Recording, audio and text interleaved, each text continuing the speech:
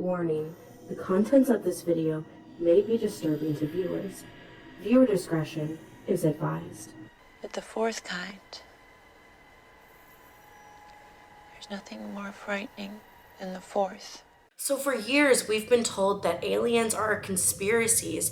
They're made up stories because people want to get famous and they want money. They want to write books. They want to make movies or TV shows.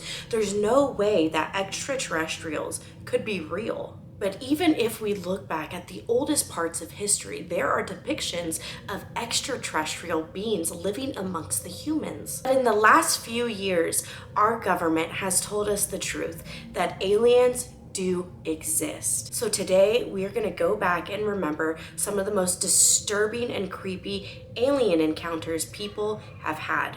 September 1st of 1969 in Sheffield in the southern Berkshires of Massachusetts, not one, not two, but over 30 people witnessed this same UFO in the sky. All of the witnesses who saw the object in the sky reported it looking like a long oval-shaped disc with lights on the side, and it was moving in the sky in abnormal ways. Most witnesses that were gazing up at the object in the sky reported losing track of time. Now, we know losing track of time and hours going by and you're not able to explain what has happened is very common in UFO encounters. Thomas Reed was a 9-year-old boy who was in the car with his brother, mother, and grandmother. As they were driving down a road in Sheffield, they reported seeing 3 orbs darting from the skies and behind the trees. They were the only ones on the road at the time, and as they were driving through the dark road, they reported that the lights were so bright it was shining through the trees and into their car. As they were driving, Thomas Reed said that one of the orbs dropped down to the right side of the road, and for a minute everything went silent, and even the pressure changed within the vehicle, and then all of a sudden an eruption of frogs and crickets exploded into their ears. Thomas Reed said the best way that he could explain this was it was so silent, it was like being in the middle of a hurricane. Nearly 2 hours would go by before the family finally found themselves back in the vehicle, but this time the grandmother and mother had switched positions and they had no recollection of the time that they had just lost. All they knew is that 2 hours had gone by and they couldn't remember any of it.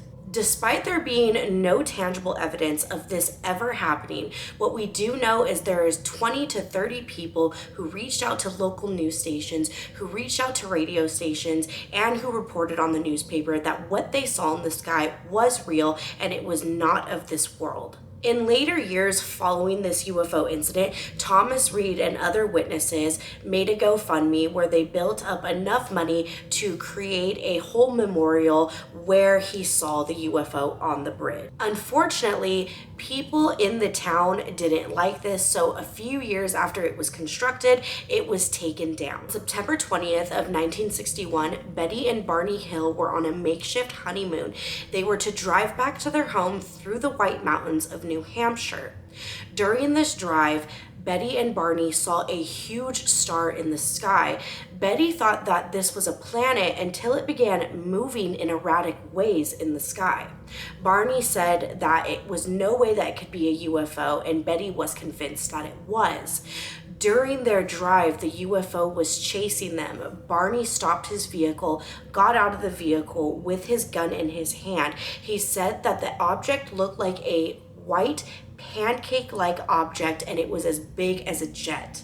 As the object got closer to Barney, he ran scared back to his vehicle, and this is where he tried to evade the UFO. The next thing that Barney and Betty felt was extreme drowsiness, where they felt unconscious, and the next thing that they knew is they woke up in their driveway. It was already dawn, the sun was coming up, and they had no recollection of what had just happened.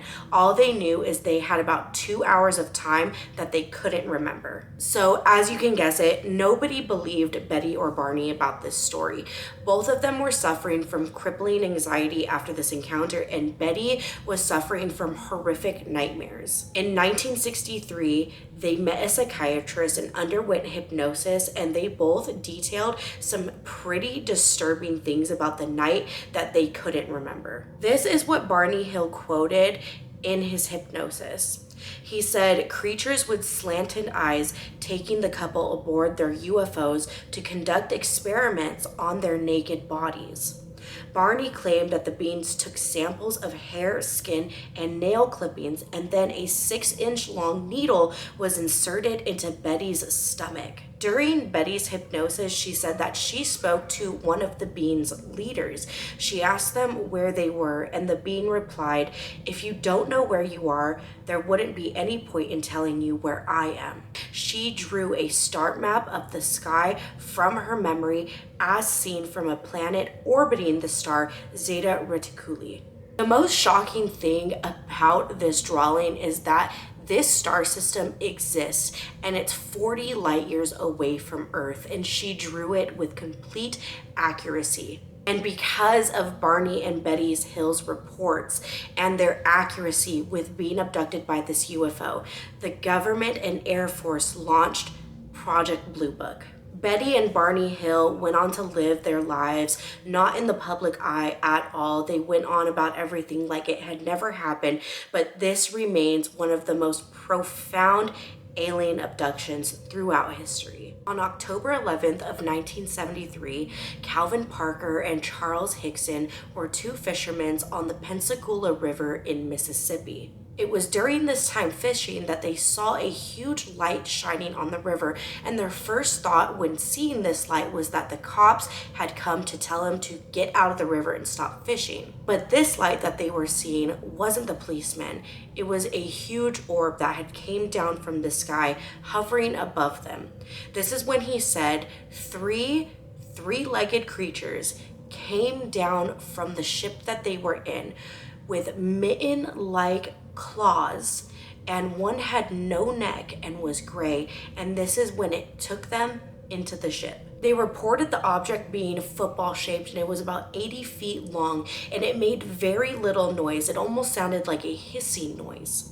When they met these beings, he said that he felt fear but was unable to do anything about it. He couldn't control anything around him, and he was just floating. He says he believes that they injected him with something to calm him down.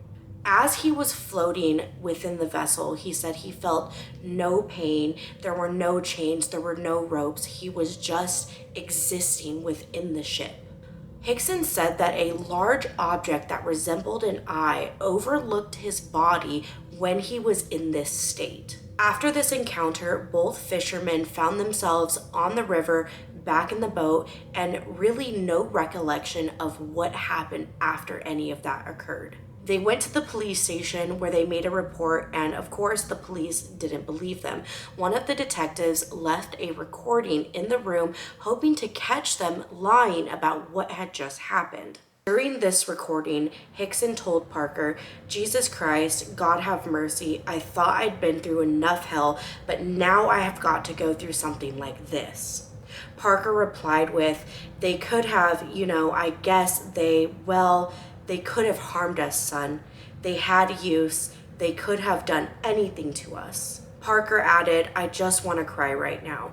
What's so damn bad about this is nobody is going to believe us." With no physical evidence of this encounter ever happening, this was brushed under the rug. The men were not believed until Hickson died in 2011, and that's when Parker went on to write a book about his experience. The amazing thing about the publication of his book was it encouraged other people in the area on the same night to come forward corroborating the story that he once told the police, that they had also seen a UFO in the sky. So you guys tell me, is it fact or fiction? That's it for today's video, you guys. Give me a like and subscribe, comment down below, and I'll see you in the next video. Bye.